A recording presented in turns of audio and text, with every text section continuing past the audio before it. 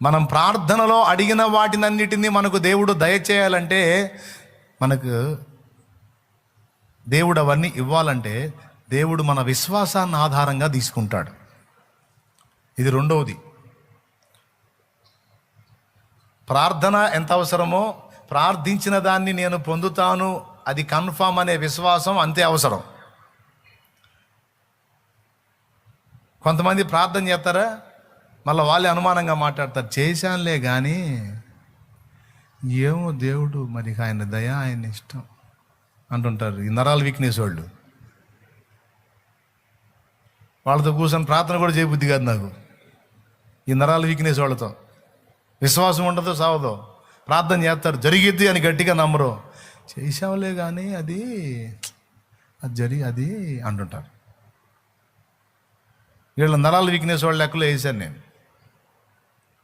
అది ఏంది మళ్ళీ? ఇంకా అది ప్రార్థన చేశాం, దేవుడు ఇస్తాడు, దేవుడు జవాబు ఇస్తాడు, కన్ఫామ్, సందేహం లేకుండా నమ్మాలి. ఇస్తానన్నాడు దేవుడు, సందేహించక అడగండి ఇస్తానన్నాడు. విశ్వాసమే నీకు ఆధారం, ఆయనకి ఆధారం. నువ్వు పొందుకోవాలంటే విశ్వాసం ఆధారం. ఆయన నీకు ఇవ్వాలన్నా కూడా నీ విశ్వాసాన్ని ఆధారం చేసుకునే ఇస్తాడు. ఇప్పుడు మనం పరలోకం పోవాలంటే ఆధారం ఏంది? విశ్వాసమేగా. పాప క్షమాపణకి విశ్వాసమేగా. విశ్వాసానికి గుర్తుగానేగా నువ్వు బాప్తీసం పొందుతుంది. చూడండి విశ్వాసం ఎంత కీలకమో, ప్రార్థన ఎంత అవసరమో. ప్రార్థించింది పొంది ఉన్నానని నమ్మటం అంతే. చదువు అసలు హెబ్రీ పత్రిక మొత్తం దాని మీదే రాశాడు, 11వ అధ్యాయం. విశ్వాసం లేకుండా దేవునికి ఇష్టడై ఉండడం అసాధ్యము. ఎవరైనా నువ్వు ప్రభు దగ్గరకు వచ్చినప్పుడు ఆయన ఉన్నాడనియో, తన వెదకు వారికి ఫలము దయచేయుగాడనియో మొదట నమ్మాలి కదా అని ఎంత బాగా మాట్లాడతాడో విశ్వాసం యొక్క అవసరతను గురించి.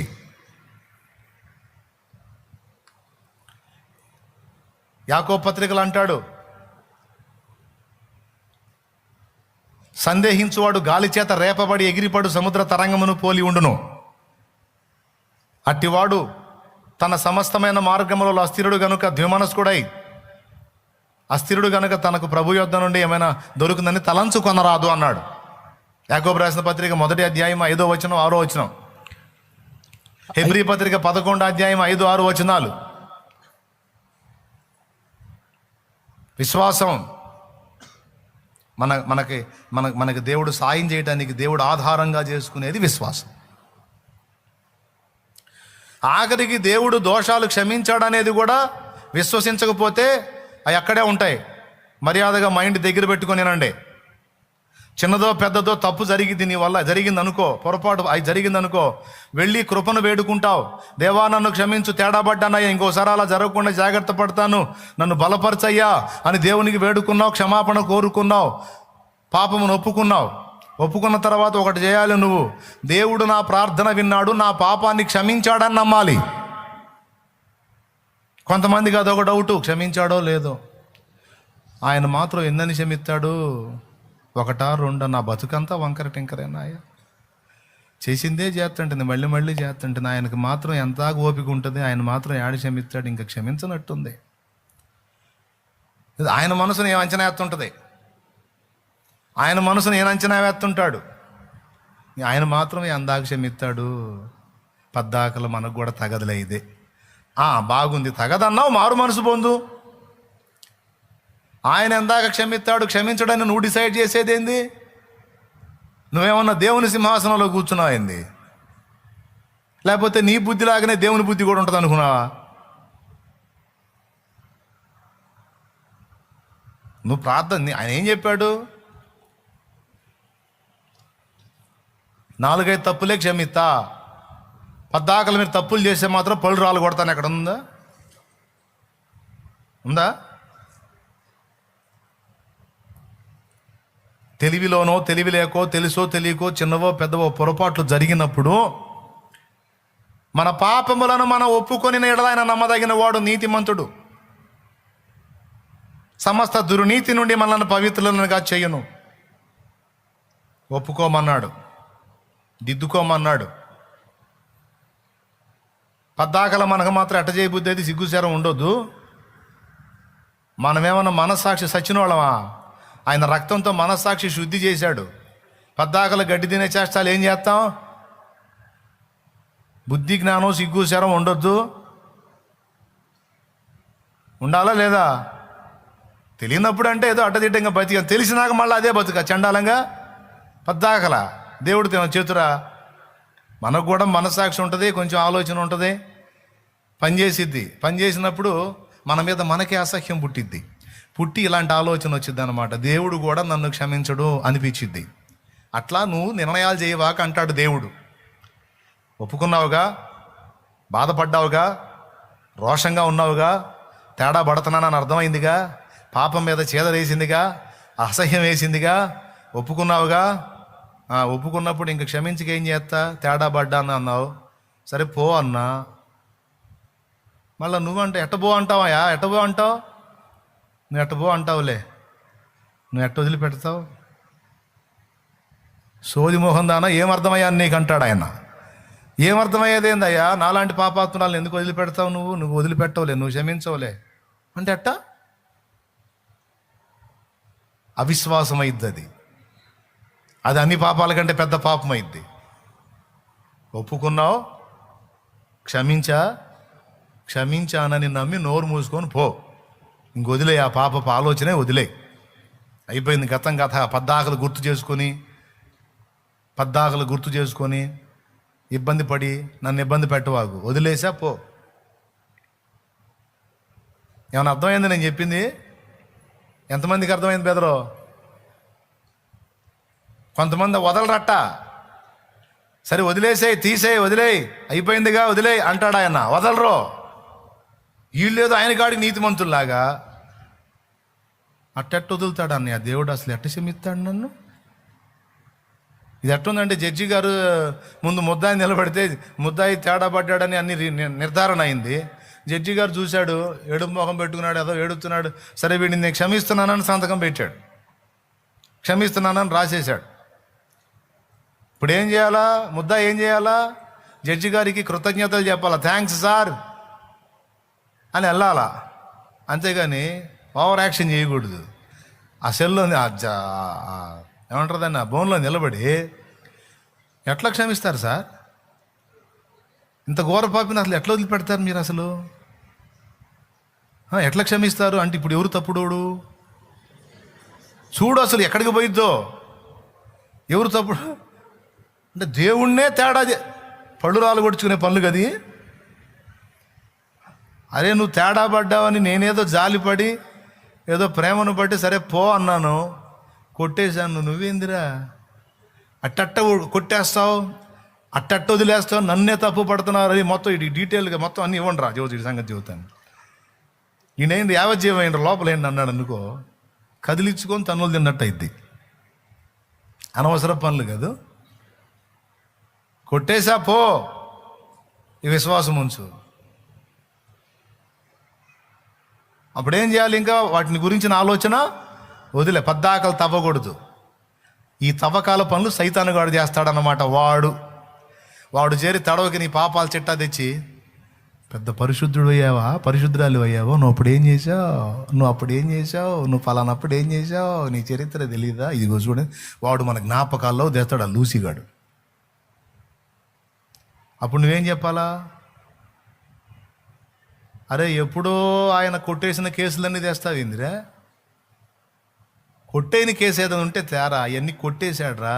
కడిగి వేసేను నాదు పాపము, కార్చినని పరిశుద్ధ రక్తము.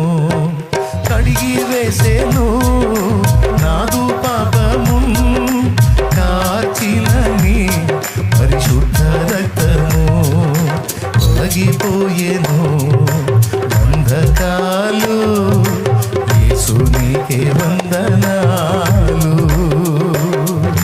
తొలగిపోయేను పాప బంధకాలు, యేసునికే వందనాలు.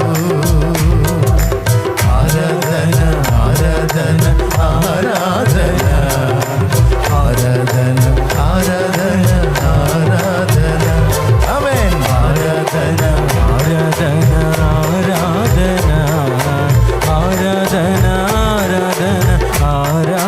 దేవునికి మహిమ.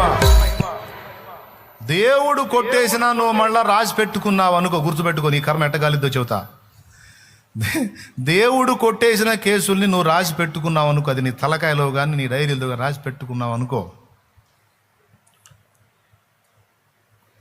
వింటున్నారా, రాసి పెట్టుకున్నావు అనుకో, వాటి కోసం యేసయ్య చేసిన విజ్ఞాపన కూడా కొట్టివేయబడింది. అర్థమైందా? నువ్వేమో కేసు కొట్టేయమని వాదిస్తున్నావా? క్రీస్తు అని ఉత్తరవాది ఉన్నాడు కదా మనకు అక్కడ, మన పాపములకు శాంతికరమైన ఉన్నాడు కదా, ఆయన వాదిస్తూ ఉంటాడు.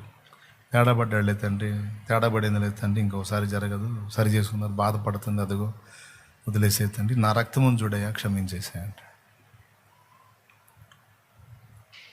ఆయన నువ్వు క్షమాపణ అడిగినప్పుడు ఆయన నీ పక్షంగా విజ్ఞాపన చేసి ఆయన రక్తంతో నీ పాపములు కొట్టేస్తాడు. ఇది నిజం. అర్థమైందా? ఇది నిజం. కొట్టేసిన కేసుని మళ్ళీ తవ్వవాకు. తవ్వేవానికో సాతాను అది తీసుకొని పోతాడు. నువ్వు కేసు కొట్టేసావుగా, వాడు కొట్టేలా, వాడు దాన్ని తవ్వాడు, మళ్ళీ తీ దాని సంగతి అంటాడు. అప్పుడు యేసయ్య ఎట్ట చూశాడు మనకెళ్ళి?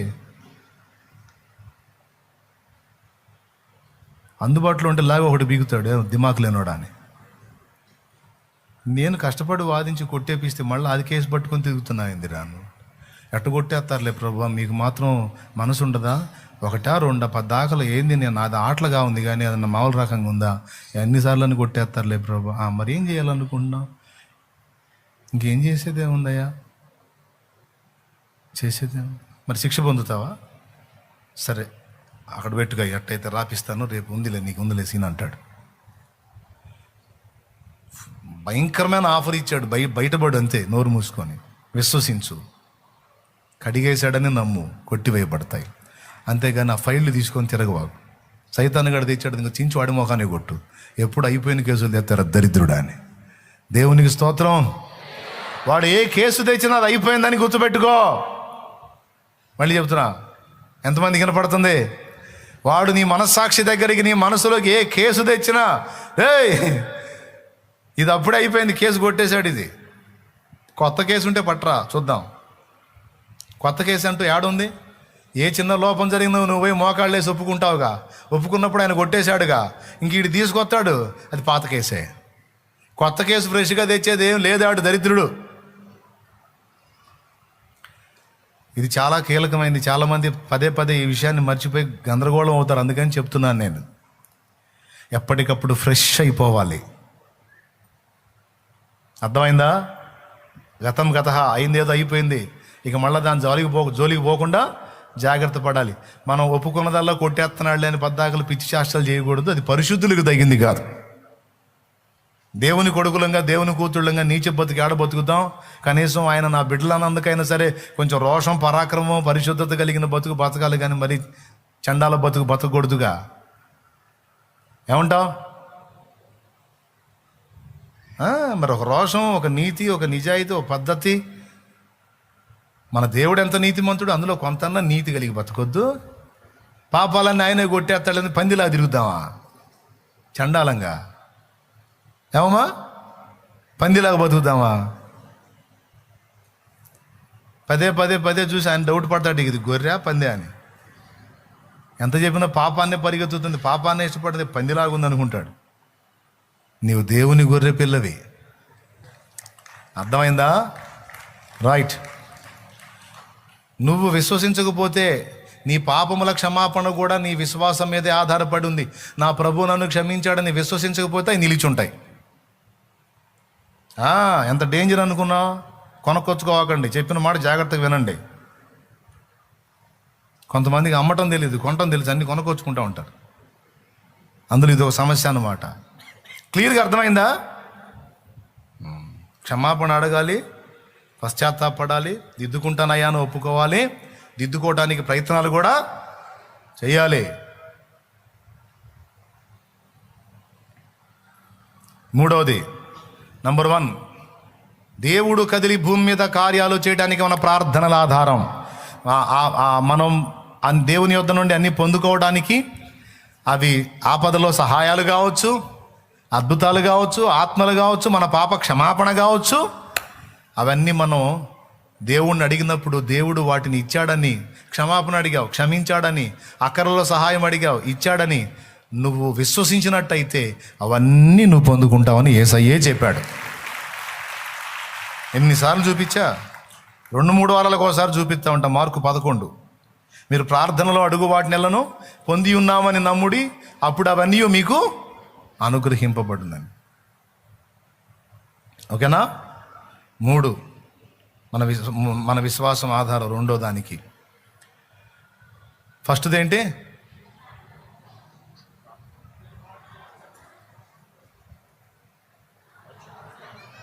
ప్రార్థన ఆధారం. 2 ఇప్పుడు 3వది చెప్తున్నా. దేవుడు ఆత్మలను రక్షించడానికి మన ప్రార్థన, మన విశ్వాసంతో పాటు మన సమర్పణ కూడా దేవునికి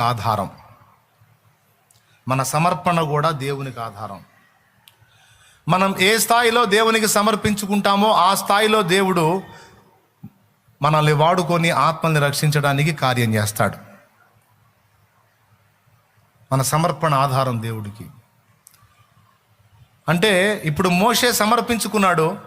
మోషేని తీసుకెళ్ళి ఐగుప్తులో వాడుకొని వాళ్ళందరినీ బయటికి తెచ్చాడా? ఒకవేళ మోషే అలివి కాకపోతే ఇబ్బందేగా. దేవుడు ఎన్ని రకాలుగా చెప్పాడు, అన్ని రకాలుగా చేయడానికి మోషే సమర్పించుకున్నాడు కనుక విజయవంతంగా వాళ్ళు బయటికి వచ్చారు. ఒకవేళ మోషే సరిగా మాట వినని వాడైతే చాలా ఇబ్బంది అవుతుండే. అవునా? అలా కొన్నిసార్లు మాట వినని భక్తుల ద్వారా ఇబ్బందులు కూడా ఎదురైనాయి. మన సమర్పణ కూడా అవసరం. దేవునికి ఆధారం అది మనలో ఉంటే, మనలో ఉన్న సమర్పణ పరిధిలో మనల్ని వాడుకుంటాడు. కొంతమంది కొన్ని విషయాలకే సమర్పించుకుంటారు, అంతవరకే చేసి వెళ్తారు. నేను బాత్రూమ్ మాత్రమే శుభ్రం చేస్తా, అంతవరకు సమర్పణ. ఓకే, అంతవరకే ఆ పని. ఇంకా రెండో దాన్ని వాళ్ళు చేయరు.